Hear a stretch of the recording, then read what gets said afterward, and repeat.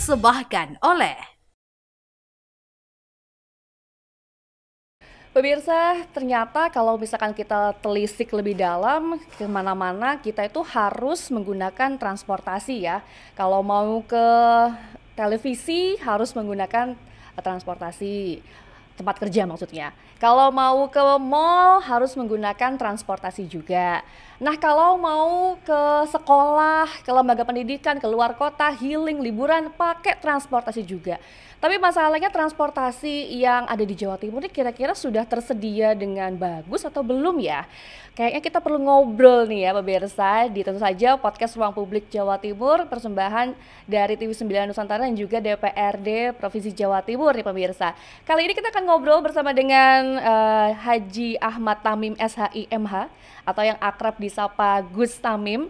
Ini merupakan Wakil Ketua Komisi DPRD Jawa Timur, fraksi PKB, Dapil 7, Tulung Agung, Kabupaten Blitar, dan Kota Blitar, sekaligus sebagai Sekretaris Fraksi PKB DPRD Jatim. Assalamualaikum Gus. Waalaikumsalam warahmatullahi wabarakatuh. Bener nggak Gus? Kita kemana-mana tuh sekarang harus pakai transportasi Gus. Bahasaku tidak kemudian seideal kau ngomong. Oh, gimana Jadi Gus? ya transportasi itu menghubungkan. Oh, oke. Jadi kata-katanya adalah transportasi menghubungkan, perkara kata bendanya ya ke kantor, ke mall, terus ke tempat wisata. Itu kemudian banyak loh objek wisata di Jawa Timur Selatan yang luar biasa tapi belum kemudian terbuka.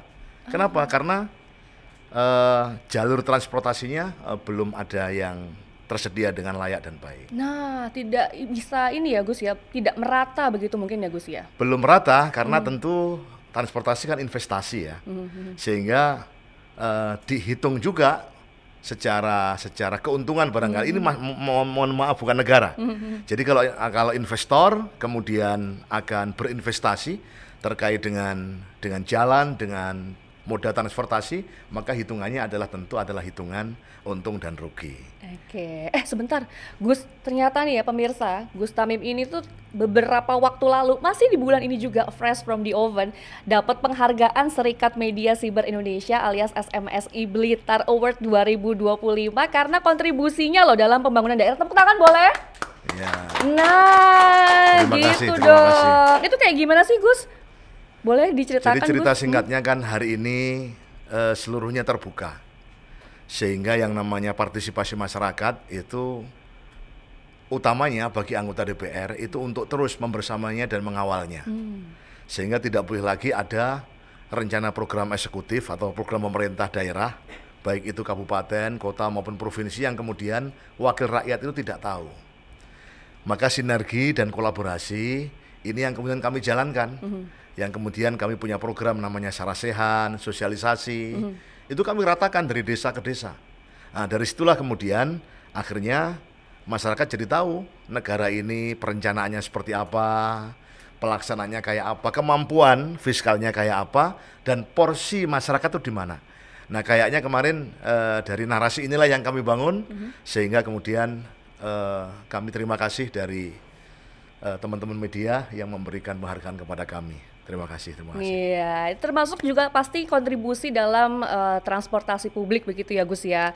Jenengan juga pasti kan sedang mengupayakan agar transportasi publik yang ada di Jawa Timur ini bisa juga terintegrasi ke dapilnya jenengan. Ya seluruhnya. Jadi kalau bicara Jawa Timur tidak boleh kemudian mimpi seorang gubernur atau pemimpin daerah itu hanya sebatas gerbang Kertosusilo ya nggak boleh. Ya tentu sampai kemudian Malang, dari Malang kemudian terintegrasi ke Barat, Blitar dan Tulungagung.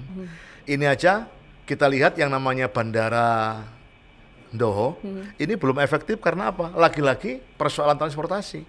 Karena tolnya belum nyambung. Oh, emang Coba ya, kalau tol kemudian Nganjuk atau Mojokerto kemudian nyambung ke Blitar Barat, ke Diri Barat, terus kemudian ke Tulungagung, wah. Kira-kira kemudian orang Ngawi, orang Madiun, kalau mau ke Jakarta, ya tinggal aja, kemudian nggak perlu ke Surabaya. Jadi ngitungnya kira-kira begini ya, populasi atau yang namanya total jumlah yang akan menggunakan jasa transportasi, ini kan lebih kurangnya adalah bisa dihitung, bisa dikalkulasi. Sehingga kenapa kemudian orang berpindah moda dari transportasi umum kepada pribadi, ini karena yang umum tidak ada kepastian.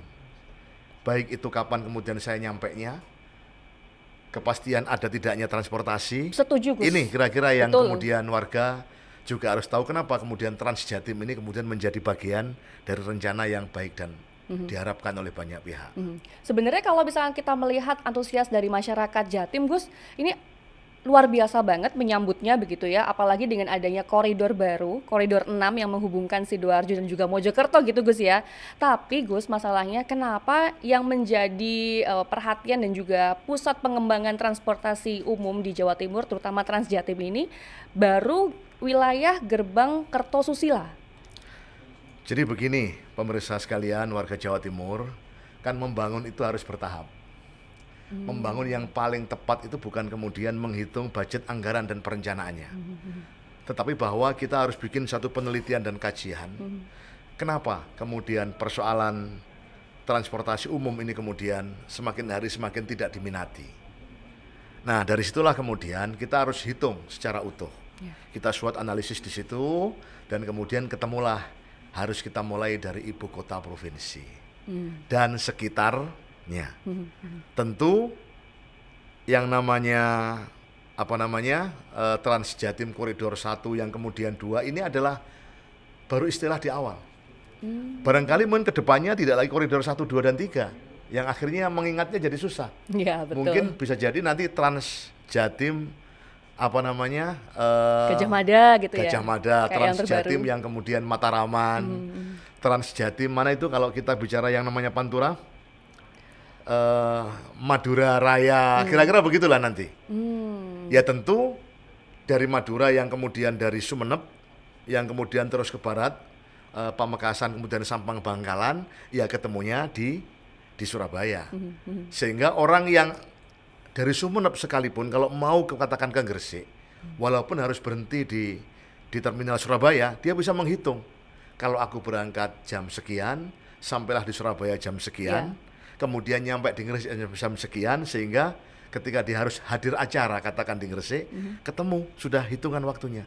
Maka orang tentu akan memilih ini, karena ini efektif, ini efisien, tidak perlu ngurus yang namanya driver, kira-kira gitulah. Nah, pola-pola begini ini tidak kemudian kita hitung pada level klaster yang menengah ke atas, tapi kita hitung pada klaster yang paling bawah. Sehingga maunya gubernur dan DPR itu tidak 5.000 awalnya, 3.000. Tetapi kemudian setelah dihitung-hitung, kayaknya susah juga kemudian mau bikin kembaliannya 5.000, 2.000-nya ini. Kan pakai kris, Gus. Nah, itulah yang kemudian elektronik itu yang kemudian menjawab, tapi toh ternyata dengan 5.000, ada yang menarik juga ini pemirsa. Jadi kemarin kita hadir di acara peluncuran launchingnya Trans Jatim Koridor 6 ya, yang di Mojokerto, tapi di terminal mana dia? Mojosari. Yang di Mojosari itu, kan ini durasi tiketnya kan 5.000 per 2 jam. Artinya kalau kemudian naik dari katakan Porong Pandaan, ketemunya di Mojosari, terus kemudian langsung pindah tanpa harus bayar lagi, menuju Surabaya. Dari Surabaya kemudian jamnya juga masih kuat, langsung naik lagi dari Surabaya menuju Gresik. Bayangin, hemat. Porong Pandaan kemudian via Mojosari, masuk Surabaya Gresik 5.000 rupiah. Artinya bahwa negara ini hadir, bukan kemudian untuk yang berkemampuan, tapi untuk semuanya. Ini mikir di antara kajiannya, walaupun ada muternya, tapi kan kalau durasi waktunya bisa dipastikan, saya yakin ini menjadi andalan moda transportasi yang diminati oleh masyarakat Jawa Timur. Luar biasa. Nah, Gus Tamim ini kan sudah 3 periode di DPRD Jatim. Kemudian ketika selama menjabat atau menduduki kursi di DPRD Jatim ini kan pasti ada inovasi, ada perkembangan. Kalau melihat sejauh ini perkembangan transportasi publik di Jawa Timur nih kayak gimana, Gus? Ya, tentu kita melihat lebih dan kurangnya ya. Dulu saya 2014 itu berangkat dari Blitar menuju Surabaya, ampun 6-7 jam. Kalau berangkat saya jam 6 pagi. Karena harus macet. Dan kemudian tolnya belum nyambung. Lagian di tengah-tengah kemudian terjadilah yang namanya tragedi bencana Lapindo. Luar biasa itu. Dan alhamdulillah lama-lama kemudian masuklah di Pandaan. Alhamdulillah. Sehingga saya kalau berangkat dari Malang, cukup dengan 3 jam nyampe ke Surabaya. Dan hari ini luar biasa kita bisa merasakan berangkat dari rumah nyampe kemudian ke Indrapura cukup dengan 1,5 jam. Karena sudah ada tol ya Gus ya. Dari Malang ke Indrapura, ini luar biasa. Nah, Tetapi yang namanya tol ini kan ya yang banyak menggunakan adalah masih kendaraan pribadi. Dan akhirnya beban dan transportasi umum yang dari Malang ke Surabaya yang konon ceritanya adalah ada 3.000 orang yang bolak-balik tiap hari dari Malang ke Surabaya dan sebaliknya. Ini yang kemudian belum terurai karena harus bayar patas yang mungkin cukup mahal, walaupun itu mahal, kata-kata mahal itu kan ya perlu kita kaji. relatif. Nah, dari sinilah kemudian di luar daripada yang namanya tol, tentu ada jalan yang itu tidak kalah pentingnya harus kita urus. Dan ini adalah untuk masyarakat kita. Betul. Sehingga antar Malang kemudian masuk ke Singosari, masuk ke Lawang, masuk ke Pandaan, inilah kira-kira yang akan menjadi pemikiran sehingga yang namanya Trans Jatim 789 uraiannya adalah seperti itu kira-kira. Menjawab dan menyediakan pemerintah hadir terkait dengan moda yang efektif dan efisien. Nah, gini loh pemirsa, untung Gus Tamim ini karir politiknya dari bawah. Jadi tahu, ngerasain betul gitu ya, seperti apa kondisi transportasi publik zaman dulu kayak gimana, jalanan tuh kayak gimana, jalan provinsi, pusat tuh kayak gimana. Jadi paham apa yang disuarakan gitu pemirsa. Terus kemudian terkait yang tadi Gus, adanya jalan atau transportasi publik menuju Bandara Doho begitu Gus, itu kira-kira apakah dalam waktu dekat ini akan didorong untuk dikembangkan atau koridor Malang Raya dulu nih, karena kan masih simpang siur nih Gus ya. Jadi bahasanya bukan mendahulukan yang mana, tetapi prioritasnya adalah di mana. Oke. Sehingga Doho ini prioritas. Tapi kan bicara tol tentu adalah bicara otoritas nasional ya, otoritas pusat. Maka kemudian harapannya jangan sampai ketika yang namanya kebijakan pusat ini kemudian terlaksana tidak disertai dengan kebijakan regional maupun daerah. Gampangnya aja begini loh, kalau kita bikin semisal, kalau saluran ya anggap aja ini adalah jalan raya, kita bikin saluran primer. Primernya yang bikin adalah katakan provinsi. Maka sekundernya adalah urusan kabupaten, kota. Hal yang sama juga demikian. Trans Jatim, transportasi ini adalah hal yang primer. Jadi tadi saya sebut adalah mulai dari Panah Porong, Pandaan, kemudian Mojosari, sampai kemudian masuk ke Surabaya, terus kemudian masuk ke, ini kan primer. Lah, sekundernya ini harapannya kemudian ada feeder-feeder yang diurus oleh kabupaten dengan kepastian dan konsisten. Nah, kalau kemudian mana yang diurus oleh kabupaten, mana yang diurus oleh provinsi, mana yang diurus oleh pusat, ini jelas dan terintegrasi.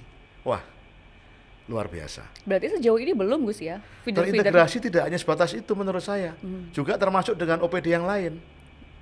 Semisal, jadi kan ya parkir menguntungkan buat daerah, iyalah karena ada pajak, ada retribusi pasti. Tapi kalau kemudian jalanan ini kemudian dipenuhi oleh parkir semisal, tidak ada yang namanya relokasi parkir semisal, maka kemudian yang terjadi adalah kemacetan. Ketika yang namanya moda transportasi umum ini juga dilanda macet, tidak ada kepastian sampai di sana jam berapa, ya tidak diminati juga. Walaupun mobilnya bagus, kepastian berangkatnya iya, tapi sampainya di tempat dipertanyakan. Nah, sehingga banyak yang kemudian harus kita sinergikan, kita beri pemahaman yang bersama bahwa sehingga keputusannya menjadi putusan bersama. Gubernur, bupati tugasnya adalah mengintegrasi dan mengkolaborasi ini semua. Baik, bagaimana mengupayakan agar adanya pendapatan ekonomi atau nilainya ekonomi dalam integrasi tersebut juga menjadi kajiannya Komisi di DPR Jawa Timur ya Gus? Nah, pendapatan itu untuk rakyat. Jadi kalau Trans Jatim, kalau kemudian bicara subsidi, ya tentu pemerintah harus mengurai kembali kemampuan keuangannya. Tetapi kan ternyata di koridor 1 yang ada di Bunder ya di Gresik ini sudah mulai naik kelas. Artinya dari yang Trans Jatim reguler ternyata peminatnya dari komunitas yang menengah ke atas banyak juga. Sehingga Dinas Perhubungan bikin kemudian aturan yang akhirnya berubah atau naik kelas dari yang reguler menjadi luxury. Oh ada, berarti baru ini Gus? Sudah agak lama. Oh saya belum naik ini Nah, Gus berarti. naik. Kau tidak lagi berdiri-berdiri, tidak lagi kemudian sumuk-sumuk atau panas-panas di dalam bus, karena ini patas. Sudah ada nomor ininya berarti ya, sudah, penumpangnya? ya tentu Oh. dengan biaya yang ditanggung sendiri. Berapa tuh Gus? Nah, kalau yang luxury ini terus terang aja, kemarin saya konfirmasi dengan Dinas Perhubungan, kita hanya membuat yang namanya tarif atas, tarif bawah. Sehingga antaranya ya silahkan, tapi tidak boleh kemudian sampai dia bikin tarif yang kemudian di atas tarif atasnya. Intinya kalau luxury itu kita serahkan sepenuhnya kepada kepada owner ya, kepada mitra pemerintah untuk menentukan.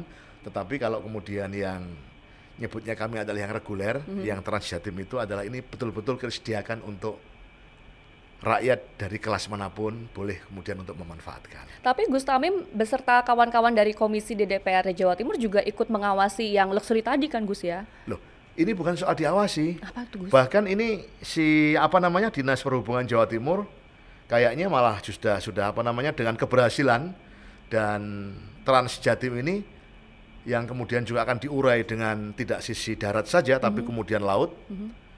Ini malah kalau nggak salah kemarin dia mengajukan perda, dan ini kalau nanti disetujui oleh komisi kami, Komisi Pembangunan, perda tentang intinya adalah perda terkait dengan moda transportasi yang terintegrasi dan berkelanjutan. Perda ini diperlukan untuk menjaga komitmen ini. Komitmen bahwa yang namanya Transjatim ini adalah moda yang menjadi pilihan warga Jawa Timur dan diterima keberadaannya. Nah, konsistennya adalah harus dijaga dengan peraturan daerah. Yang selama ini kan baru yang namanya peraturan gubernur. Jangan-jangan nanti ganti gubernur, programnya jadi berubah. Nah, maka kemudian kita akan berupaya untuk menjaga konsistensi bagaimana Transjatim ini bisa naik dan kemudian terus berkembang, tidak sebatas di sekitaran Surabaya, di seluruh daerah yang ada di Jawa Timur. Harapannya adalah kita ikat dengan yang namanya peraturan daerah. Alhamdulillah, berarti kedepannya insya Allah nggak akan ada yang berubah-berubah gitu ya Gus ya, harapannya. Iya, harapannya kalau toh berubah itu dalam hal teknis. Karena peraturan daerah ini kan tentu harus ada tata laksana perda. Yang itu kita amanatkan pemerintah daerah, gubernur untuk bikin peraturannya. Ya kalau angka kan mesti berubah. Hari ini mungkin di angka 5.000. Tapi bisa jadi kemudian 5 tahun lagi atau 10 tahun lagi kan ada inflasi kan? Iya, betul. Sehingga dari 5.000 kemudian jadi naik katakan 7.000, itu cukup dengan peraturan gubernur. Tidak perlu yang namanya merubah yang namanya peraturan daerah. Baik, berarti Gus Tamim juga sudah naik dong ya, yang luxury maupun yang reguler ini? Naiknya sih belum, tapi saya sudah melihat gimana kemudian populasi pengguna jasa ini dan luar biasa. Dan ada yang menarik, Bapak Ibu sekalian, terminal-terminal kita ini banyak ditinggalkan oleh manusia dan kemudian menjadi terminal hantu. Kok bisa Gus? Nah gimana wong kemudian nggak jelas kendaraan yang transit di situ. Dan alhamdulillah dengan Transjatim ini kemarin cerita dari beberapa orang yang ada di Mojosari, wah kami bangga Pak, terminal yang dulu jadi terminal hantu dalam tanda kutip, sepi sekali, gak ono sing manfaatno. Nah sekarang jadi rame. Lah ketika rame ini bukan hanya urusan transportasi, urusan ekonomi loh. Lapak-lapak kemudian jadi laku, ada proses mulai ya es teh, mulai makanan-makanan ringan yang kemudian akan ada akibat ya. Akan ada yang namanya proses yang berkelanjutan, tidak dalam hal yang terkait dengan, kan transportasi ini manusia kan. Betul. Manusia juga butuh makan dan minum. Betul. Nah sehingga ada efek yang positif terkait dengan terminal kemudian hidup dengan mensubsidi satu titik saja yang namanya transportasi. Maka kemudian beberapa lini kehidupan bermasyarakat ikut kemudian terhidupkan kembali, mulai dari orang yang berjualan, orang yang mengambil manfaat dari semuanya, kemudian cleaning service-nya. Nah, inilah yang kemudian harus terintegrasi. Maka yang tadi saya katakan bahwa kalau primernya ini sudah dimulai oleh Jawa Timur, harapannya adalah sekundernya pemerintah kabupaten kota bersinergi untuk percepatan bagaimana transportasi menghubungkan ini akan menjawab dari keinginan warga masyarakat Jawa Timur dimanapun dan kapanpun. Nah, sejauh ini seperti apa berarti OPD ataupun pemimpin di kabupaten kota di Jawa Timur, terutama yang di Gerbang Kertosusilo tadi, Gus, untuk menyambut adanya Transjatim ini kan pasti wilayah-wilayahnya juga dilewati oleh Transjatim nih. Apakah sudah mulai melakukan persiapan begitu, Gus? Nah, dari situlah kemudian kita yang akan memulainya dengan yang saya katakan tadi itu, transportasi yang tidak sekedar menjadi keinginan Jawa Timur, tapi juga menjadi keinginan dari warga kabupaten kota. Maka percepatan ini haruslah kemudian diupayakan, dan mengupayakannya harus ada dasar hukum yang kuat. Dasar hukum yang kuat itu adalah peraturan daerah. Nah, kalau Jawa Timur sudah terbitkan peraturan daerah, maka kemudian ya tentu peraturan daerah tidak hanya mengikat untuk pemerintah Jawa Timur, tapi akibat dari itu semua adalah untuk masyarakat Jawa Timur yang tentu domainnya adalah domain kabupaten kota. Jadi pemerintah Jawa Timur ini, Bapak Ibu sekalian, pemirsa yang baik hati, tugasnya hanya dua. Satu, fasilitasi, dua, koordinasi. Saya di kantor yang disebut dengan Indrapura. Ketika kemudian ada abang becak yang kemudian sudah sampai pada jam 10 siang belum makan pagi. Ketika kami keluar dari kantor kami, maka tanah itu adalah otoritas Surabaya. Walaupun toh kami harus bantu itu semua. Sehingga yang punya otonomi dan punya kekuatan dalam hal mendesain sebuah pelaksanaan di tingkat teknis, itu kami gubernur itu adalah wakil pemerintah pusat, tapi juga kepala daerah otonom Tetapi yang murni otonom itu adalah bupati dan wali kota. Maka apa yang menjadi mimpi gubernur, dan ini sudah terbukti, diapresiasi oleh semuanya, maka sayukyanya adalah disambut bersama-sama oleh masyarakat Jawa Timur, ya tentu wali kota, bupati, dan seluruh hal yang terkait. Baik, apakah sebaiknya kemudian masing-masing kota dan juga kabupaten di Jawa Timur ini menyiapkan rutenya terlebih dahulu, Gus? Baru nanti ngobrol-ngobrol sama pemerintah provinsi begitu, Gus? Terkait dengan itu terus kita kaji, sehingga setelah kemudian koridor 6 ini akan ada koridor 7. Sudah ada semua plannya. Koridor 8 sudah ada. Nah, maksud saya, kalau itu kemudian terselesaikan walaupun belum total, ada 50% saja ruas-ruas yang menjadi alternatif pilihan. Ini kemudian satu, sepakat antara provinsi dengan kabupaten kota. Yang kedua adalah ketika provinsi merencanakan di 2026 ini apa? Tentu ini adalah primer. Nah, sekundernya adalah yang harus kemudian diselesaikan oleh wali kota dan bupati. Sehingga pada saat launching katakan di Mojosari, maka tidak kemudian sepertinya parsial, kayaknya ini program provinsi doang ini. Nah, harapannya adalah kemudian bupati, wali kota akan menyongsongnya. Ya tentu kalau kami adalah bus yang menghubungkan dengan Transjatimnya, mungkin akan ada moda yang lebih kecil lagi dalam bentuk angkot lah. Kalau dulu mungkin dari kecamatan A ke B dengan kepastian yang pasti sampai kepada jalur yang dilalui oleh atau halte yang menjadi start dan kemudian berhentinya yang namanya Transjatim yang ada di koridor-koridor itu. Tapi Gus, nanti ojek online swasta pada takut lahannya keambil kalau misalkan nanti ada feeder, sejauh ini yang kita lihat ya tentu dari situ. Kita tidak kemudian mematikan itu semua agar supaya kemudian tepat waktu, kemudian efektif, efisien. Inilah yang kami utamakan. Perkara kemudian yang namanya jasa-jasa masyarakat, kalau kemudian katakan ini kan susahnya begini, warga itu mintanya adalah halte itu dengan jumlah yang cukup banyak. Pak, tempat kami ini rame, kasih dong halte. Oh, minta. Iya, minta mereka. Bahkan kemudian pemerintah desa atau kelurahan yang kelewatan siap bangun. Cuman persoalannya adalah kalau kemudian katakan yang kemarin baru launching untuk yang namanya Trans Jatim 6. Iya. Lah kalau kemudian mandeke terlalu banyak kan akhirnya Menyita tidak waktu. diminati juga akhirnya. Yalah wong jenenge budal kok porong nuju nang Bendosari kok suwene sakmene. Ya nggak mungkin dia akan naik itu. Betul. Akan kembali ke kendaraan pribadi lagi. Iya, iya. Nah, inilah yang kemudian dalam bentuk sosialisasi yang utuh ini harusnya dipahami. Ini kan kita taunya begini, halte kita bangun di satu tempat. Ternyata salah sasaran. Yang ramai bukan di situ. Tempatnya ada di situ, tapi yang ramai adalah di sebelah. Ada juga kok kemudian Dinas Perhubungan ya memindah halte ini. Ya biaya lagi akhirnya.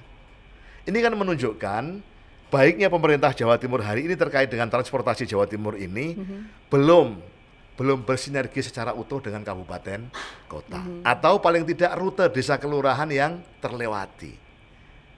Nah, kalau kemudian koridor-koridor ini kemudian kita planningkan 2026 kita akan bikin koridor di mana dan koridor berapa yang rutenya mana, terus kemudian di tahun 2007, 2008 yang akhirnya terintegrasi sehingga yang namanya halte-halte ini akan kemudian tepat dan sama dengan yang dimau oleh kepala desa atau kelurahan yang kelewatan jalur itu. Jadi integrasi itu mahal memang, apalagi sinergi. Mudah-mudahan ke depan tidak lagi ada yang namanya ego sektoral. Seperti apa itu, Gus? Ego sektoral itu ya ini kan urusan Dinas Perhubungan. Urusan jalan kan urusan pembangunan kan BPU Bina Marga. Ini ya, kalau katanya orang-orang tuh asal lempar batu sembunyi tangan. Ya bukan begitu, perhubungannya mobilnya bagus, rutenya bagus, jalannya nggak ditempel, nggak diperbaiki, Iya. rusak juga itu yang namanya moda. Betul. Nah, ketika kemudian perhubungan sudah mengatur sedemikian rupa, kemudian PU Bina Marganya, karena ada beberapa rute itu yang tidak melewati jalan provinsi, yang jalannya kabupaten kota, yang menyambungkan ke jalan provinsi dan jalan nasional. Nah, atau kalau musim kayak begini semisal, ini kan musimnya tebu semisal. Nah, padahal yang namanya tonasenya tebu ya sebegitu berat, tonase beratnya kendaraan ini, muatan. Nah, kalau kemudian kami harus berpapasan bersama dengan rute-rute begitu tidak diatur oleh jasa transportasi yang lain kan juga menyulitkan juga. Iya. Haltenya nggak banyak, tapi nyampainya di tempat juga salah lama. Nah, tidak ada kepastian inilah yang kemudian orang cenderung kembali kepada kendaraan pribadi. Ayo kemudian komitmen ini kita jaga, tidak sekedar semangatnya saja, tapi bagaimana kemudian konsepsinya harus terintegrasi antara semuanya. Baik. Gus, kalau melihat antusias masyarakat ini sekarang menggunakan Trans Jatim ini kan juga mulai banyak, mulai besar begitu ya Gus ya. Tapi antusias masyarakat dibanding sama armada Trans Jatim ini sebanding apa enggak nih Gus? Ya jauh, masih belum. Kan kita ini kan tidak mungkin akan investasi dalam jumlah yang besar, apalagi kita masih bertanya dipercaya atau tidak warga terhadap apa upaya kita ini. Nah, kemudian kita sepakat dengan koridor 1, ternyata hasil kajian dari UNER, kajian dari berbagai tempat, cocok kemudian terapannya. Kalau begitu kemudian tambah lagi begitu. Nah, tentu kita ya tidak mungkin akan kemudian sampai pada populasi 50%. Malah bahaya itu nantinya. Karena kesiapan pemerintah dalam banyak hal belum selesai. Tetapi setidaknya bahwa transportasi umum ini menjadi menjadi transportasi yang diminati. Primadona. Dan menjawab akan kebutuhan masyarakat yang paling bawah. Terselesaikan. Anak-anak kita ini kan hanya 3.000 itu, tidak 5.000 yang sekolah Pelajar, ini. Ya. Nah, kalau sekolah itu kemudian gratis, bahkan gubernur mengatakan tistas, saya bangga dengan itu. Dan itu sudah.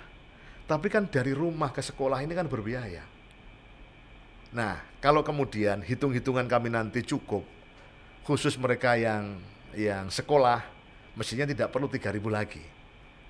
Tidak perlu 3.000 lagi, bahkan mungkin disubsidi sekalian oleh bupati atau oleh siapa yang sehingga beban di sekolah gratis, berangkat dari rumah menuju sekolah itu pun juga gratis.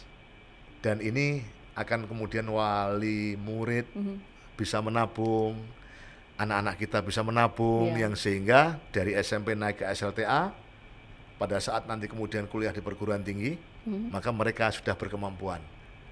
Karena tabungannya yang 3.000 itu ditabung selama 3 tahun, tidak lagi untuk bayar yang namanya Jatim. Ini kan luar biasa meringankan masyarakat yang paling bawah. Baik. Gus Tamim, kalau melihat Jatim kan secara armada udah bagus, apalagi sekarang juga ada armada yang pakai tenaga listrik begitu ya Gus ya. Sekarang juga sudah ada yang luxury itu bebas subsidi, tidak ada subsidi. Perkembangan dan inovasinya juga udah makin oke gitu. Nah, kemudian kalau dari sisi layanannya nih kayak gimana Gus? Melihatnya apakah sudah bagus atau masih ada yang perlu diperbaiki lagi nih ke depannya? Ada beberapa hal yang harus kita kaji dan kita pahami ya. Memang kalau pada hari-hari aktif, Senin, Selasa, Rabu, terus kemudian Jumat, di mana Sabtu dan Minggu ini adalah libur, maka kemudian populasinya jadi cukup luar biasa.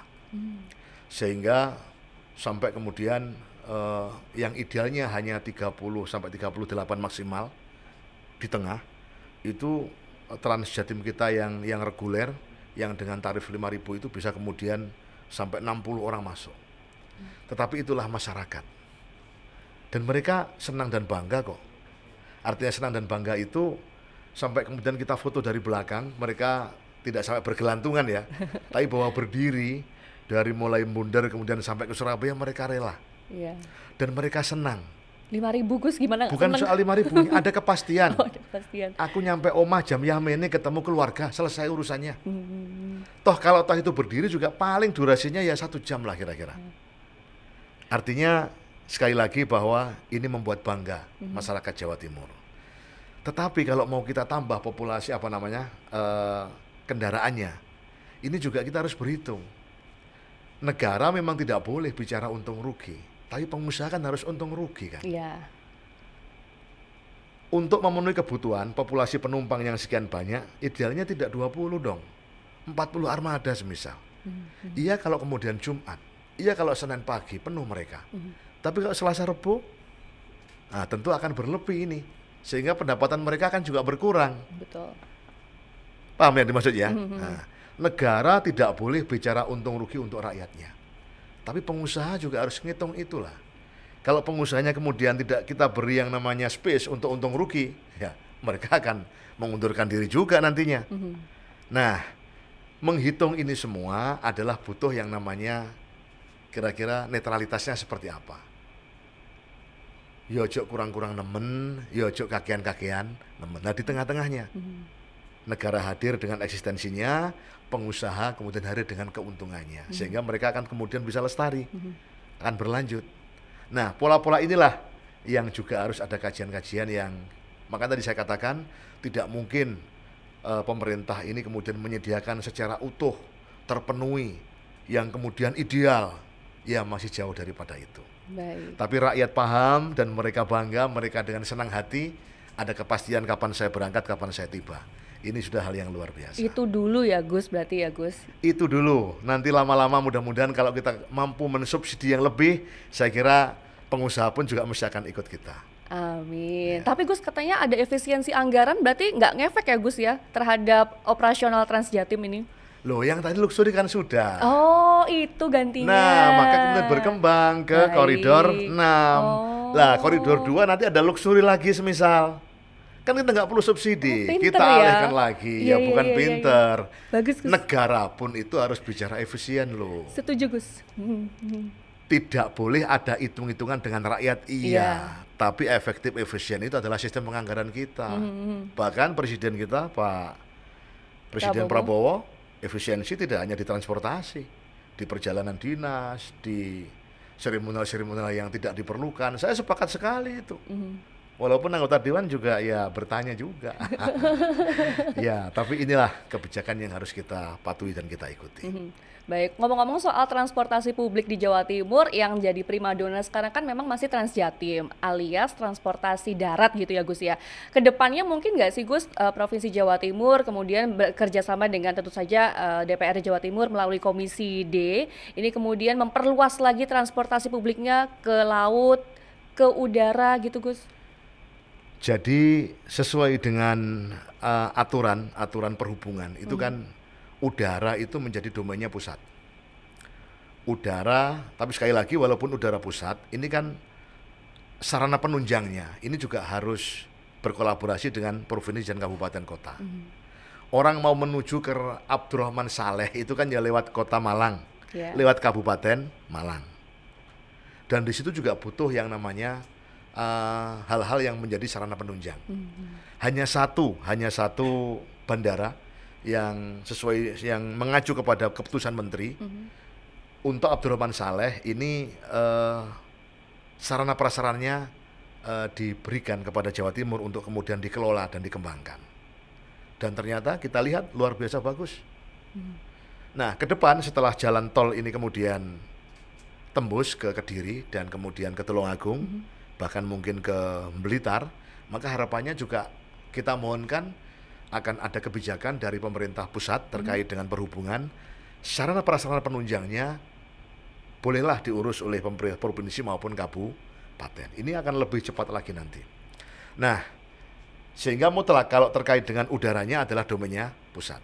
Tapi yang kemudian laut, nah, yang laut ini antar pulau adalah domainnya provinsi. Sehingga kita juga mesti harus melakukan penataan itu. Dan insya Allah di bulan ini ya, di akhir bulan akan ada launching perahu cepat, kapal cepat dari Banyuwangi ke Bali. Berarti berapa menit itu kalau kapal cepat? Nah, kami akan naik ini, sehingga kalau mau ditanya berapa menit kemudian nyampainya, tapi ini kan hanya khusus penumpang. Jadi harapannya adalah penumpang yang berkemampuan secara materi untuk membayar, ini supaya tidak kemudian harus bergantung kepada armada yang melintas antara Banyuwangi dan Bali. Cukuplah dengan menggunakan yang namanya ferry atau kapal cepat tadi itu. Kami diundang kalau tidak salah tanggal 18 Juni ini ada launching terkait dengan itu. Nanti akan kami sampaikan kepada. Balik lagi ke sini berarti ya Gus ya. Oke, ya. Nah, baik. Tapi Gus, sekali lagi ini kan juga melibatkan swasta, melibatkan investor dan pengusaha. Harapannya adalah kepada seluruh masyarakat Jawa Timur, upaya pemerintah yang baik ini, niat baik dan harapan mulia ini, rencana yang cukup dihitung dengan panjang ini, tidak akan kemudian sukses saya kira tanpa kemudian ada partisipasi dari masyarakat, partisipasi dari semuanya. Nah, harapannya adalah mereka kita upayakan secara izin dan sarana prasarana penunjangnya, tetapi bahwa mereka juga butuh untung yang namanya pengusaha ini. Kalau kemudian tidak ada yang minat, yang kemudian ada kerelaan menggunakan jasa ini, toh akhirnya pun juga mesti akan berakhir dengan tidak sesuai dengan yang kita harapkan. Mudah-mudahan tol lautnya jalan, yang diurus oleh pusat, yang antar pulaunya kemudian terintegrasi dengan baik, terkoneksi dengan baik. Lah, yang daratnya diawali dengan Transjatim andalan kita ini, maka kemudian upaya untuk mengkoneksi dari seluruh antar wilayah di Jawa Timur akan terselesaikan di beberapa tahun ke depan. Amin. Gus, dengar-dengar nih sedang menempuh S3 di Universitas Islam Malang nih ya. Nah, kemudian apakah dalam melakukan kinerjanya di Komisi C ini juga merangkul akademisi juga nih Gus, termasuk mungkin akademisi dari universitas tersebut tempat jenengan menempuh S3 nih Gus? Ya, Komisi D ya. Komisi D. Komisi D Pembangunan. Jadi kan bagi kami ini kan waktu membacanya cukup tersita untuk aktivitas politik. Sehingga kuliah ini adalah sarana untuk membaca. Bagi kami membaca itu adalah hal yang tidak mungkin akan kita hentikan dan tidak boleh. Membacalah apa dari waktu ke waktu. Karena belajar itu sama dengan membaca, maka ya kami kuliah ini ya selain mencari ilmu yang menjadi tujuan inti dan pokoknya adalah kami ingin membaca, sehingga mudah-mudahan lah selesai tepat waktu. Karena politisi itu kalau kemudian kuliah masuknya gampang, keluarnya yang susah. Nah, ini Saking sibuknya ya Gus ya. Ya tidak bisa bagi waktu aja kadang-kadang. Sehingga harapannya ya nek iso mlebu ya ndang metu lah sesuai dengan waktu yang menjadi target. Baik. Terakhir Gus, boleh mungkin disampaikan juga kepada pemirsa podcast Ruang Publik ini, seperti apa sebenarnya komitmen dari Komisi DPRD Jawa Timur untuk terus mengembangkan, berinovasi, dan memperkokoh lagi transportasi publik di Jawa Timur nih? Pemirsa, warga masyarakat Jawa Timur yang berbahagia, yang kami banggakan, tugas DPR itu adalah hanya ada 3. Satu adalah budgeting itu adalah fungsi anggaran.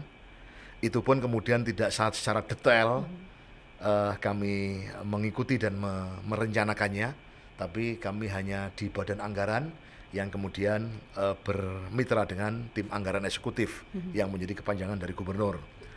Sehingga kebijakan anggaran yang kami lakukan adalah kebijakan anggaran yang bersifat pengawasan kebijakan, bukan pengawasan penggunaan secara detail. Dan tentu ada yang namanya aspirasi, dan ada yang namanya pengawasan, tapi yang tidak kalah penting adalah tentang legislasi, tentang kami membuat tentang peraturan daerah dan tata laksana yang terkait dengannya. Maka dengan itu, baik di seluruh bidang, termasuk pembangunan, termasuk transportasi, harapan kami adalah setelah regulasinya ada, baik itu regulasi yang perda maupun yang baru, peraturan gubernur atau SK gubernur mungkin, ayolah kemudian komitmen ini kita bersama-sama untuk kemudian menerjemahkan dalam bentuk aplikasi pelaksanaannya. Jadi komitmennya harus kuat, konsepsinya harus merupakan sinergi dan kolaborasi dari seluruh satuan kerja. Sekali lagi, di dalamnya adalah masyarakat. Partisipasi masyarakat adalah segala-galanya. Daulat di tangan rakyat. Nah, dari sinilah kemudian harapan kami adalah ada konsistensi.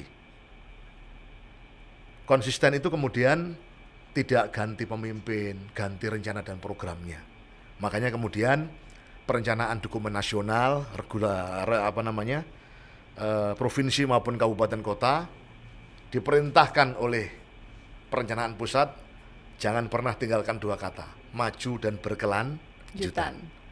Tidak boleh kemudian kita mundur untuk kemudian menuju Indonesia Emas di tahun 2045.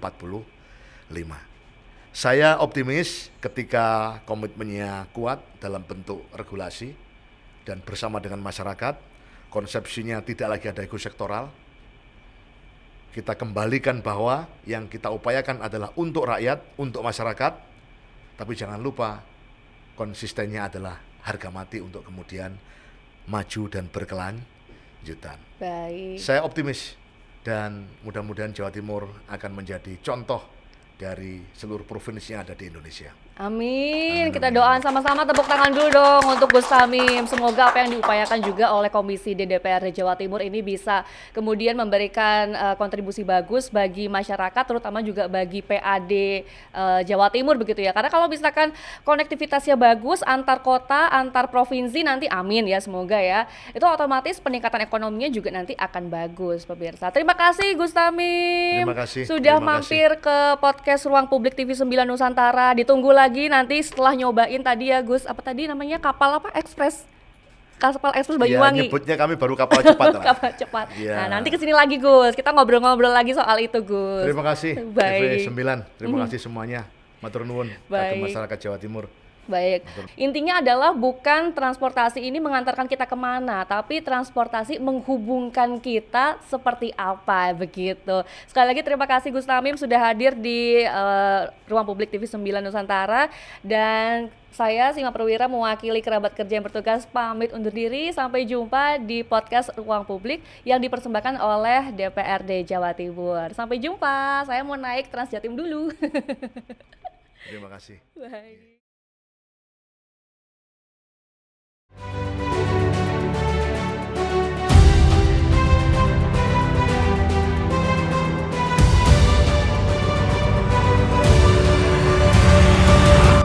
Acara ini dipersembahkan oleh